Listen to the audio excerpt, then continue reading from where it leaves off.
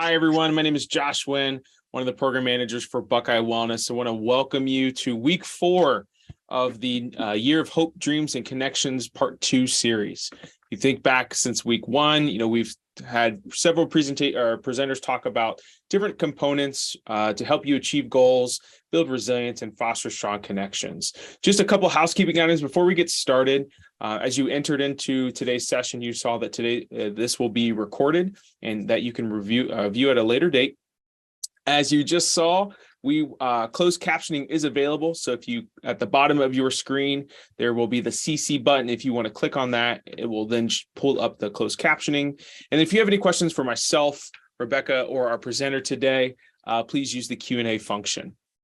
Today's presentation is titled There's a Bend in the Road, Adapting to Life's Transitions. Our presenter today is Patrice Powers Barker. She's an OSU Extension educator in Lucas County, where she works to implement the Ruby Greensmith's description of family and consumer science, where science and art meets life and practices. She works with families up in that area on topics such as wellness, food and safety, household budgeting, local foods, and mindfulness.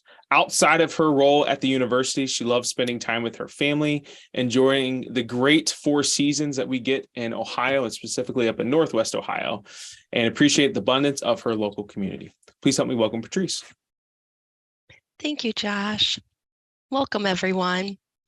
So as we get started on this week 4, just a really quick recap of last week when Jenny Lobb talked about using our energy. So those skills building, really that focus on managing our energy, not necessarily even our time, although that is one part of it.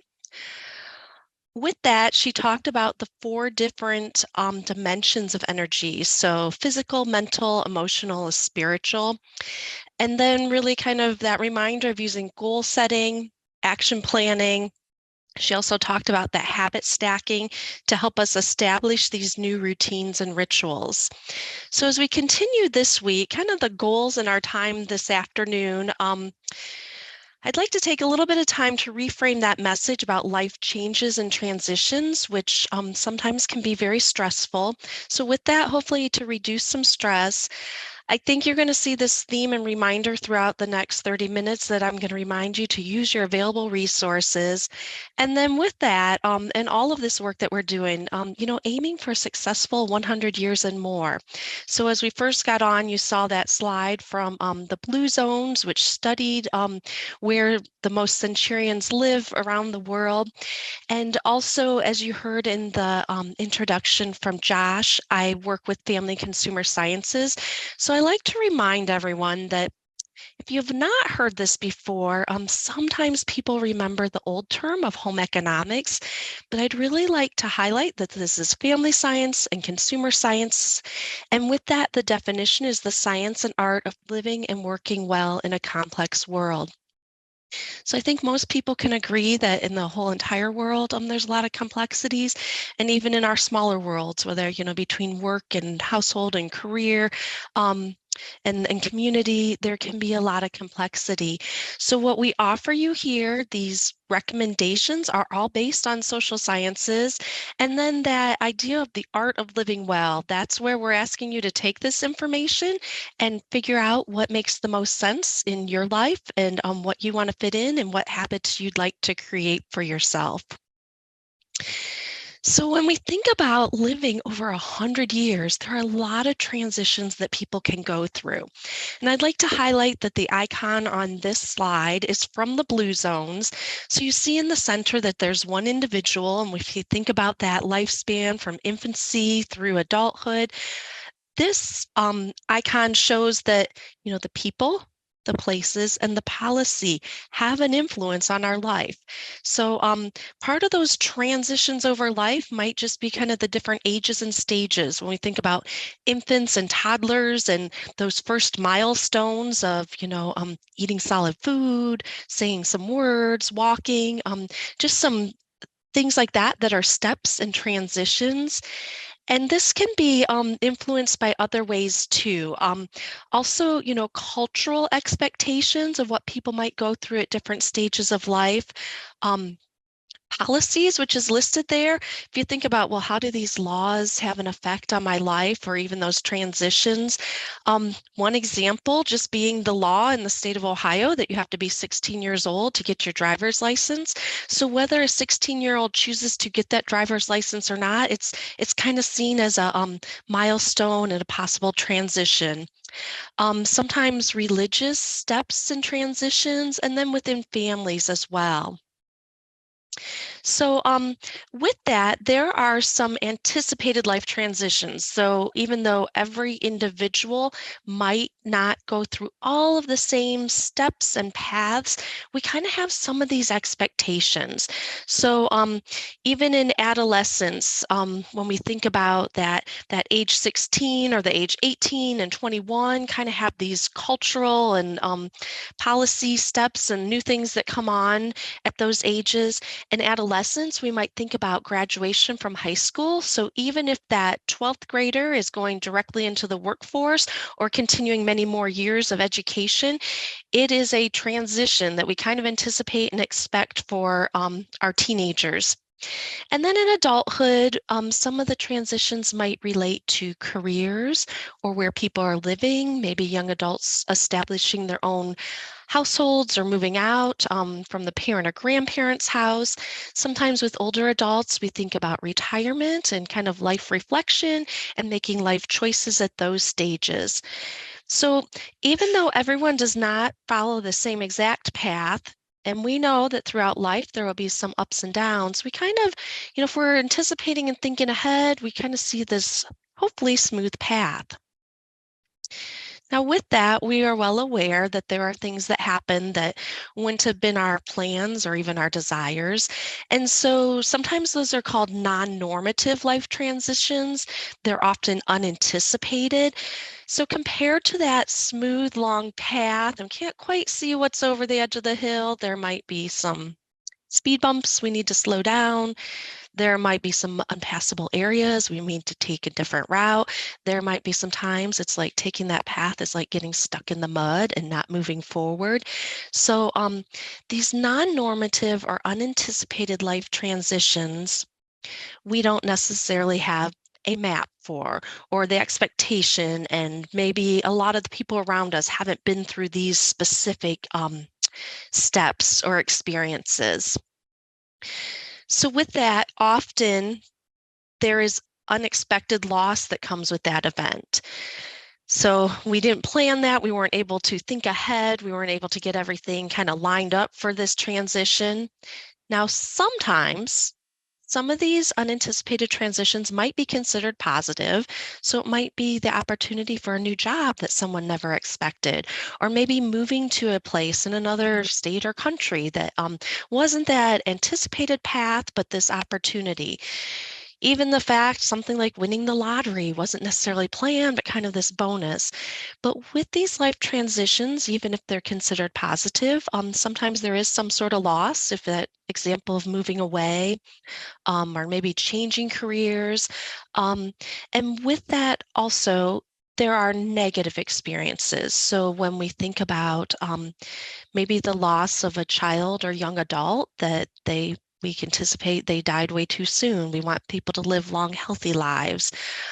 Maybe it's the loss of, a home or something like that, that was not planned or anticipated.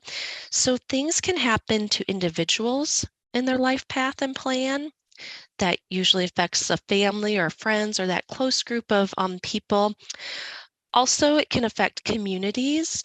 So when we think about things in the news, when we think about the earthquake that's devastated entire neighborhoods and communities and countries over in Turkey and Syria, when we think about the train derailment recently in East Palestine, these are things that are going to affect individuals as well as the larger communities. And these non-normative, unanticipated transitions we weren't able to plan for, were not something that you'd want to go through and looking forward to. So with that, we're going to take a little bit of time to look at, okay, if there's no specific path for that, what can we do?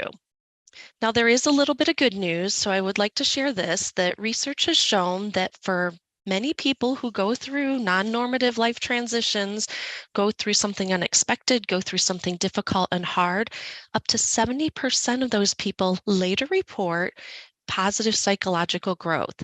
So this could be a deeper sense of purpose, which we've talked about some of the past few weeks.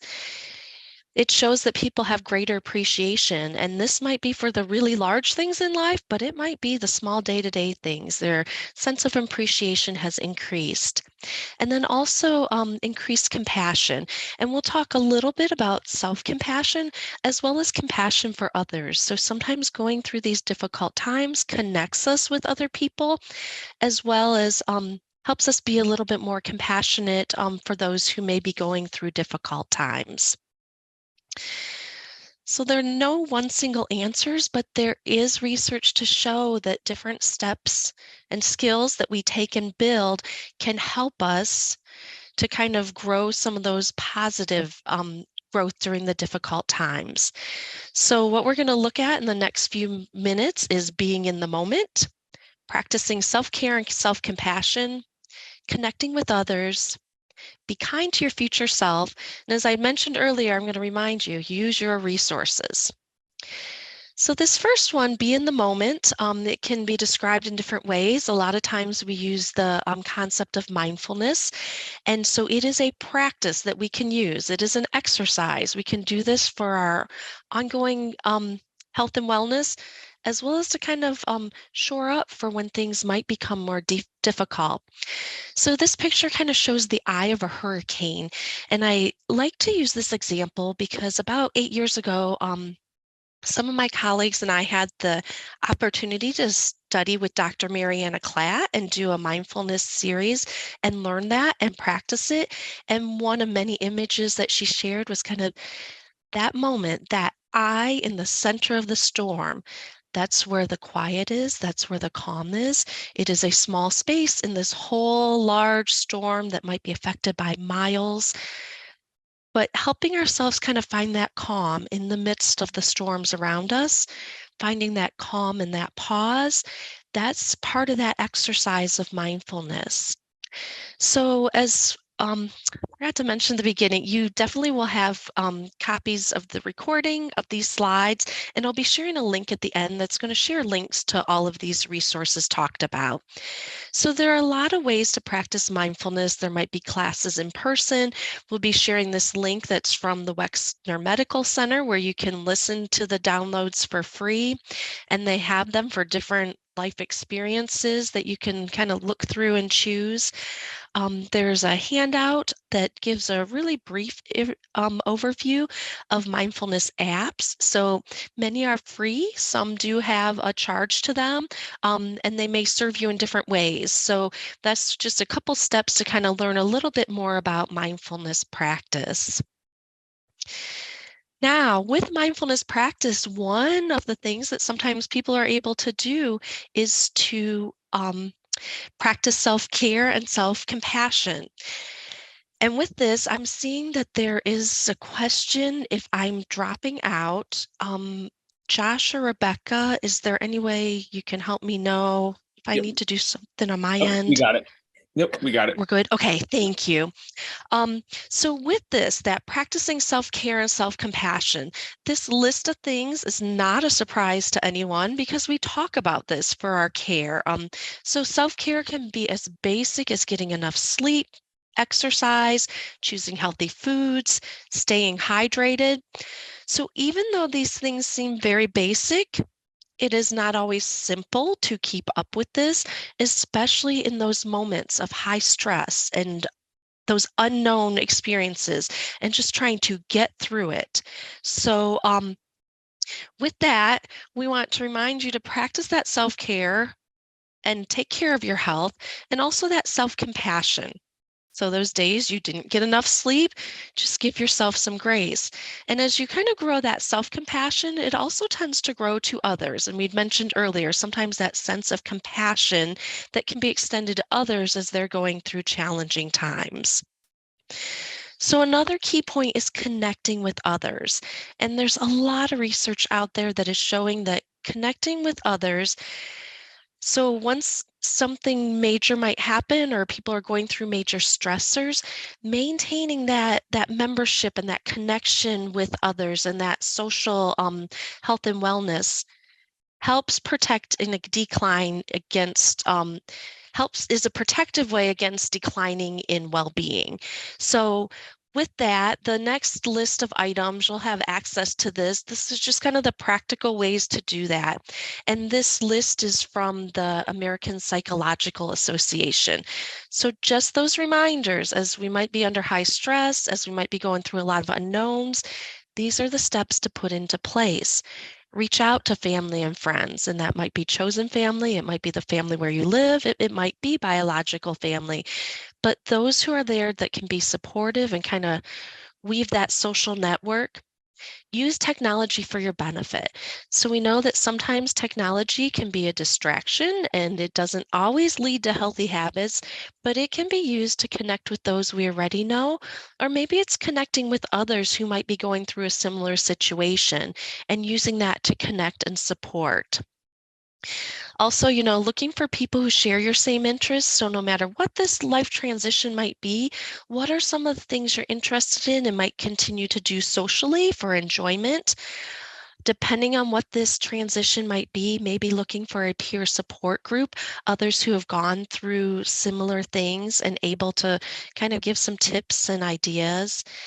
And then that last recommendation of asking for help. And this does not come easy to everyone. So this is another reason we're kind of giving these reminders.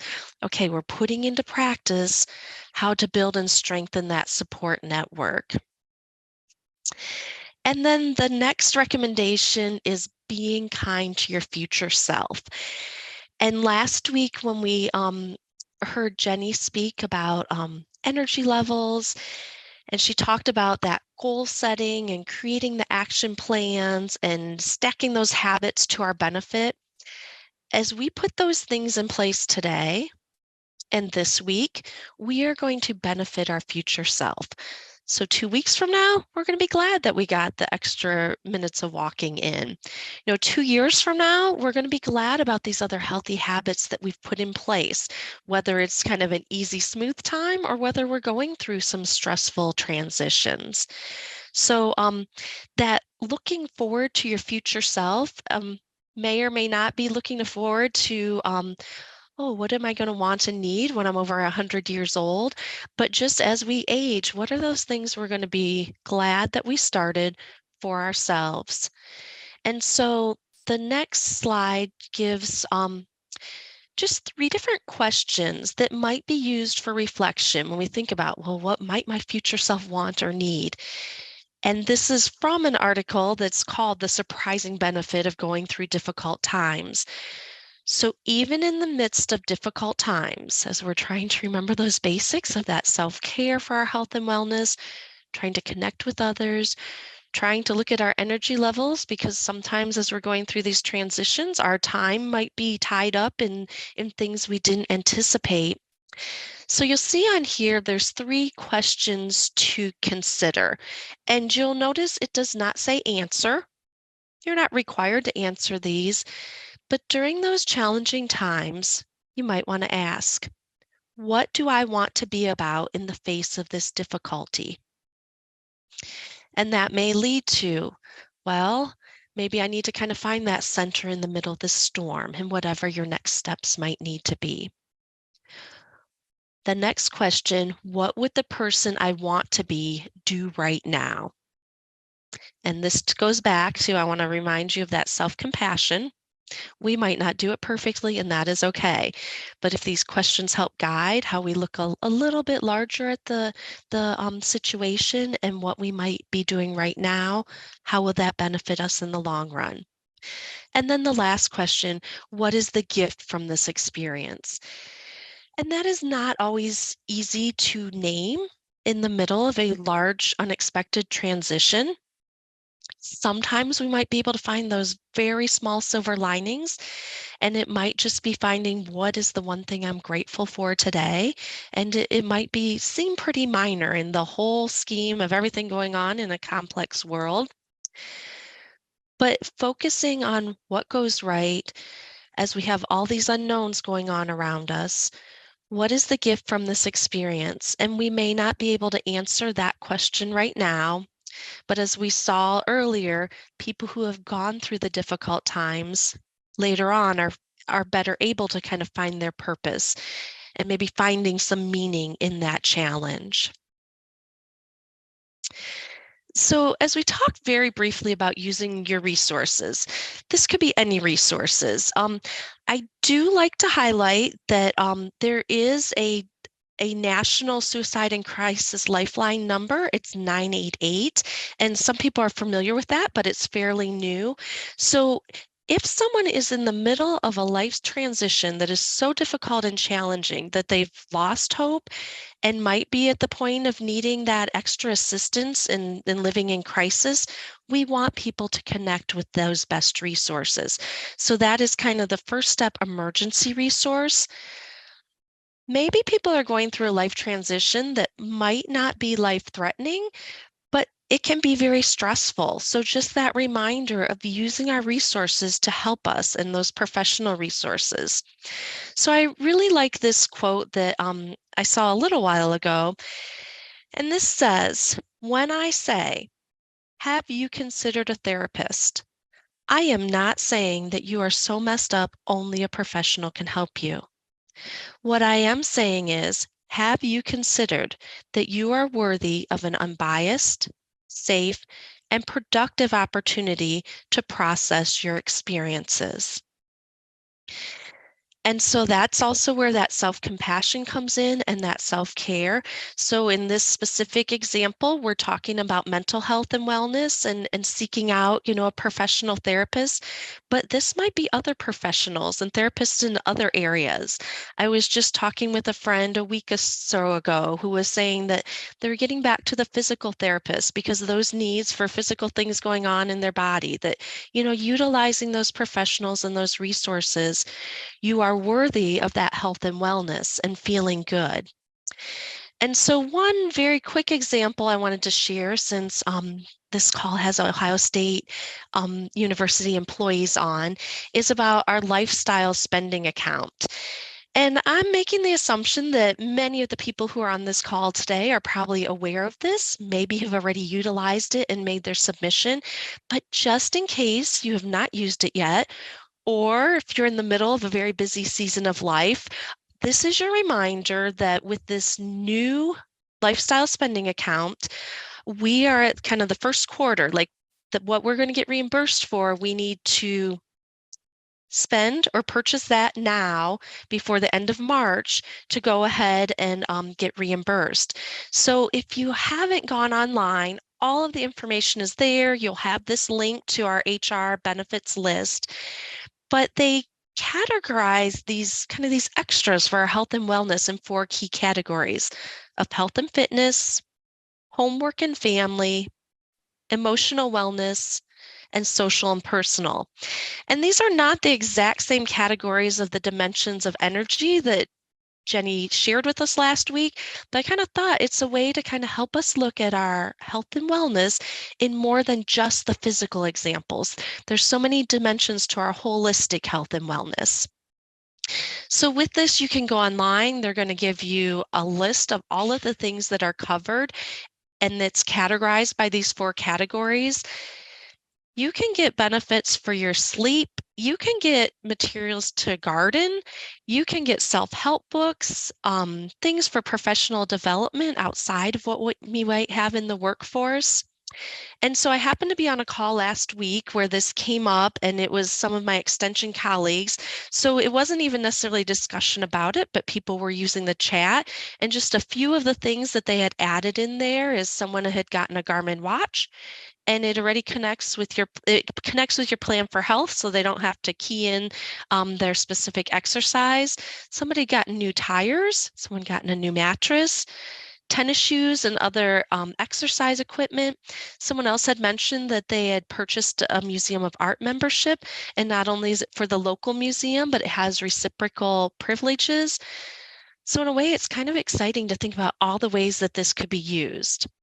So as we wrap up here today, I'm going to go back to these reminders of what we talked about today and really encourage you. We'll wrap up with that. Use your resources, but that be in the moment and practice mindfulness, not only for the moment, but for your future wellness.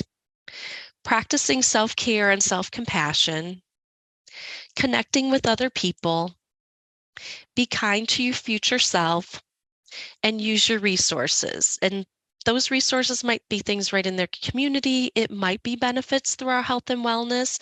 It might be some of the resources that have been shared through this series. And if you haven't had time yet to look over some of those, we just really encourage you to make that goal for yourself of what that resource is that you need to utilize and put those steps in place. So as I wrap up here, I do not expect you to see or read all the small print of all the references, but you have access to those. Those are all linked at this Go link. It's go.osu.edu/bend in the road. And I'm going to Josh has put into chat. If you have any questions, please use the Q&A function. And he will wrap us up in a moment, just the reminders of the next few steps as you're part of this series of webinars. And I'd like to let you know that next week, will be presented by Melinda Hill, and the topic is budgeting for the journey, financial wellness for hopes and dreams. And then on this last slide, I will leave my name, my email, and that Go link so you can get to any of the references and the links mentioned, but all of that will also be available to you through this webinar series. So Josh, I'm going to turn it over to you. Wow. Well, great. Thank you so much, Patrice. I know personally for me, I use the LSA to buy gym flooring for my house. So excellent work. Excellent. Just a couple things regarding today. If you have any questions or please use the Q&A function. I'm more than happy to ask those on your behalf. Just as a quick reminder, the presentation and the links that Patrice provided to us will be provided on the website, as well with the recording and the post evaluation. So I can pause for a couple minutes just to give everyone the opportunity. I know we're probably mulling over the information right now, but what questions do we have? Questions, comments, concerns? Hopefully everyone's getting ready to turn in their lifestyle or life spending. 15 days. Yep. Well, with that, we can collect them as people as we exit out. But Patrice, thank you so much. As you saw in the chat feature there, Rebecca provided some follow-up details. The recording for today's presentation will be provided within the next 48 hours, typically on the Friday afternoon. As you exit the webinar today, you'll be sent to our program evaluation, just like you have over the past 4 weeks, 3 weeks now, that provides a program evaluation and the knowledge checks for today.